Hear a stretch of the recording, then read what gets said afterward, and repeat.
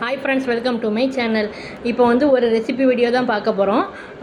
School விட்டு evening வர்ற பசங்களுக்கு ஏதாவது ஹெல்த்தியாக வீட்டில் இருக்கிற பொருளை மட்டுமே வச்சு ஏதாவது செஞ்சு கொடுக்கலாமா அப்படின்னு என்ன செய்யலான்னு பார்த்தா குழிப்பணியாரம் தான் எனக்கு இன்றைக்கி ஞாபகம் வந்துச்சு. அதை செய்யலாமேன்னு சொல்லிட்டு தான் அந்த ரெசிபி எடுத்தாச்சு. வாங்க வீடியோக்குள்ளே போகலாம். கோதுமை மாவு, அது கூட வந்து கொஞ்சம் தேங்காயும் திருவி போட்டுக்கிறணும். ஸ்வீட்டுக்கு வந்து வெள்ளை சக்கரை அவ்வளோவா யூஸ் பண்ணாதீங்க, நாட்டு சக்கரை போட்டுக்கிட்டேன்னா.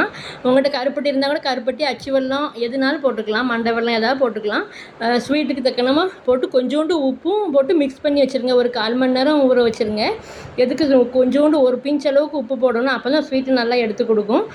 போட்டு ஒரு நான்ஸ்டிக் குழிப்பணியார கல்லில் வந்து ஒவ்வொரு குழியிலையுமே வந்து நெய் ஊற்றிக்கிறணும். ஒவ்வொரு டேபிள் ஸ்பூன் அதை வச்சு ஊற்றிக்கிறணும். ஊற்றிக்கிட்டு சிம்முலே வச்சுருங்க. அடுப்பை சிம்முலே வச்சுட்டு நல்லா ஊற்றிட்டு ஒவ்வொரு பக்கமாக திருப்பி விட்டோன்னா சூப்பராக ரெடி ஆயிடுது குழிப்பணியாரம். நல்ல ஹெல்த்தியானதும் கூட. நம்ம வீட்டில் இருக்கிற பொருளை வச்சு டக்குன்னு ஒரு நிமிஷத்தில் செஞ்சிடலாம். ஆனால் இதை ஒவ்வொரு பக்கமாக திருப்பி போடுறதுக்குள்ளேயும் தான் எனக்கு போதும்னு ஆயிடுச்சு. சிம்முலே வச்சு நல்லா திருப்பி போட்டால் கொஞ்சம் நேரம் ஆச்சு. ஆனால் அதுக்கப்புறம் நல்லா அழகாக வந்துடுச்சு. நீங்களும் உங்கள் வீட்டில் ட்ரை பண்ணி பார்த்துட்டு எப்படி இருக்குன்னு எனக்கு கமெண்ட் பண்ணுங்கள். நிறைய பேர் என்னுடைய சேனலை பார்க்குறீங்க, ரொம்ப சந்தோஷம் எனக்கு. அதில் வந்து நிறைய வியூஸ் போகுது, ஆனால் சப்ஸ்கிரைபர் கம்மியாக தான் இருக்குது. தயவு செஞ்சு சேனலை வந்து சப்ஸ்கிரைப் பண்ணிவிட்டு பாருங்கள். நிறைய இன்ட்ரெஸ்டிங்கான வீடியோஸ்லாம் வரும். அதெல்லாம் பார்க்கணுன்னா என் சேனலை சப்ஸ்கிரைப் பண்ணிக்கோங்க. இந்த வீடியோக்கு ஒரு லைக் கொடுத்துவாங்க. தேங்க்ஸ் ஃபார் வாட்சிங்.